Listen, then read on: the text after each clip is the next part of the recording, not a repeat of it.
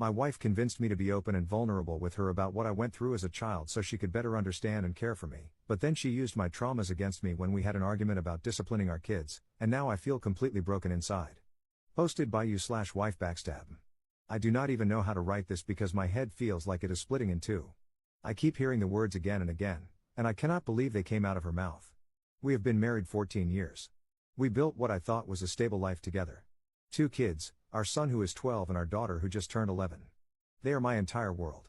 When I look at them, I feel the kind of love I never knew existed, because the truth is, I never experienced that kind of love as a child myself. That is something my wife has always known about me, though it took years before I could say it out loud. When we first got married, she noticed how I never talked about my parents. She noticed I avoided talking about childhood. She would tell me her stories, warm holiday memories, her parents decorating the house, sibling arguments that turned funny later. I would just nod and smile. She told me she wanted to understand me better, to really know me. Over the years, she kept pressing, until one day she begged me to open up. So I did. 7 years ago, I finally told her everything. I told her I was never meant to be here. I was the 4th child after 3 siblings, a failed contraception baby. An accident, that is the word my parents used. They reminded me constantly that they did not want me. It was not subtle. It was not hidden. It was spoken outright. I told her about the amusement park when I was 9. The day they tried to get rid of me. They left me behind on purpose. I knew it even at that age. They thought I would panic, wander off, disappear. What they did not expect was that I had already memorized the road home. Hours later, they acted like it had been a mistake, like they lost me in the crowd, but I knew what it was. I knew what they had intended. I told her about the night my father wrapped his hands around my throat and squeezed until the world went dark at the edges. I could not breathe. My head felt like it would explode. To this day, I do not know why he let go. Maybe my mother walked in, maybe something inside him pulled back at the last second. Whatever it was, I lived. Barely, but I lived. I told her about the food, how some nights everyone else ate and I sat there watching. Not because we were poor. We had enough. But because I was excluded. If they bought something good, they shared it among themselves, never with me. I remember sitting at that table as a child, stomach empty, watching them laugh while I pretended not to exist. I told her how they never missed a chance to remind me I was an accident. My parents said it. My siblings picked it up. It became the running joke, that I should not exist, that I was the mistake they could not erase. I told her how once they admitted they had planned to abort me but never went through with it. They said it with no hesitation, as if it were a casual piece of trivia, not a dagger to my chest. And I told her about the winter night when my father locked me outside as punishment for something I did not even do. I was maybe 10. It was freezing. I stood out there shivering, crying, my teeth rattling. I honestly thought I would not make it through the night. A neighbor eventually saw me and banged on the door until my mother opened it. That neighbor probably saved me. These are the things I poured out to my wife. It was not easy. I remember shaking as I said them. I remember how exposed I felt, like I had ripped open scars I had carefully hidden for years. She hugged me after. She told me she was glad I trusted her. She promised she would never throw those things back at me. Last night, she broke that promise. We argued. It was stupid. It started with our son's homework. She said I was too soft on him, that I let things slide. I said she was too harsh. It escalated. We were both defensive. One of those arguments where you forget the point and just keep trying to win. And then she said it. She looked straight at me and said maybe my father should have finished what he started that night, that I don't even deserve to have a family, let alone children. That maybe it would have been better if I had not survived. That I was never wanted anyway, and I was the one who told her so. I froze. I actually thought for a second that I misheard her. But she said it again. Calmly. As if she believed she was simply pointing out a truth. I cannot describe what it did to me. I have had cruel things said to me before in my life. I have been insulted, mocked, belittled. I know how to brush words off. But this was different. This was the one person I let into the deepest part of me. She took my pain and turned it into a weapon. I just stood there in silence. I did not even yell back. I could not. It felt like something shattered inside me. The rest of the night, I barely spoke. She acted normal, like nothing had happened. I went to the spare bedroom and stayed there. I lay awake the entire night hearing her words over and over, blending with my parents' voices from years ago. Their cruel jokes, their reminders that I was unwanted, all coming back with her voice layered on top. I thought about the rage I carried as a teenager. How I used to wish my mother would die painfully. I thought those feelings were buried deep, but last night she dug them up and threw them right back at me. I cannot move past it. This morning, she was cheerful, as if none of it had happened. I could barely look at her. All I could think was that something inside me had broken. I do not know if it can ever be repaired. Now I am sitting here thinking about divorce. Or at least separation. I do not even know how to start. I do not know what lawyer to call. I do not know how to explain to the kids why their parents are breaking apart. Part of me wonders if I am overreacting, if this is just a fight gone too far. But I know myself. I know I am not overreacting. Because I cannot imagine ever forgetting what she said. Usually I move on, from almost anything. I swallow pain, bury it, keep going. But this is not something I can just swallow. This is different. She went to the deepest wound I have and drove the knife in. I need to say this clearly. I need validation. I need someone to tell me I am not crazy for feeling this broken. I need condolences, because I feel like I am spiraling, replaying her words in my head. I thought my past was behind me. I thought I had buried it and moved on. Last night showed me I was wrong. It is not buried. It is alive, and it can be used against me by the very person I trusted most. And I do not know how I could ever forgive that. Top/relevant comments. Commenter. You shouldn't. Divorce her. Words matter. It's over. Ops response. I guess so. Thinking of starting with separation so that the children can adjust, a few weeks, then of course I am asking some people for advice regarding lawyers. Commenter 2. First, I'm so incredibly sorry that you were abused by your parents as a child.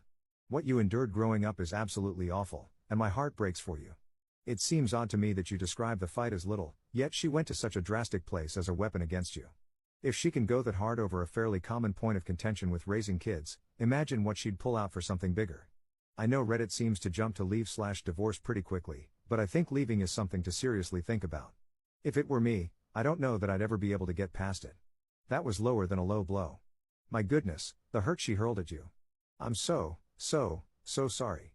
Sending you a hug from afar and wishing you peace in your decision and the ability to heal again. Ops response. Thank you. She believed that I should be more harsh with them, like maybe a little beating to get them to study or shouting at them, while I am more of a cool person and would rather say the same thing 3 times over 3 days if they forgot it. And then we were battling about who does it better. Commenter 3. Seems to me she said all that to win the argument.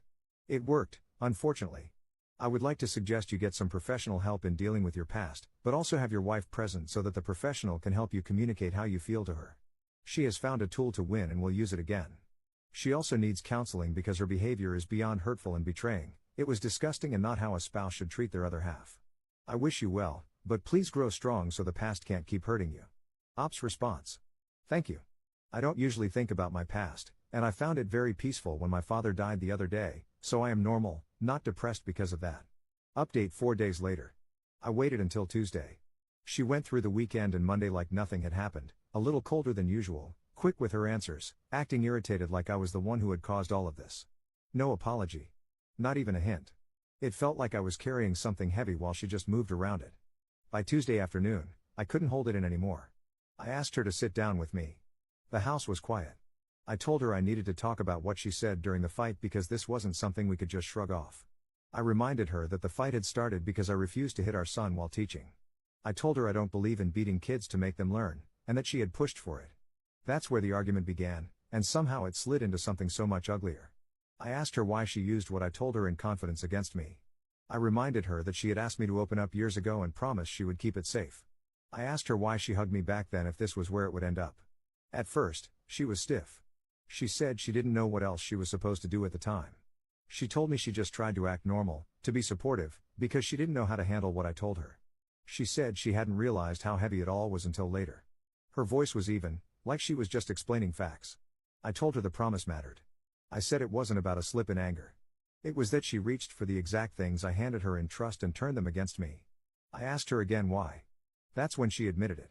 She told me she lost some respect for me after I opened up. I asked what that meant. She said it wasn't one detail, it was the whole picture.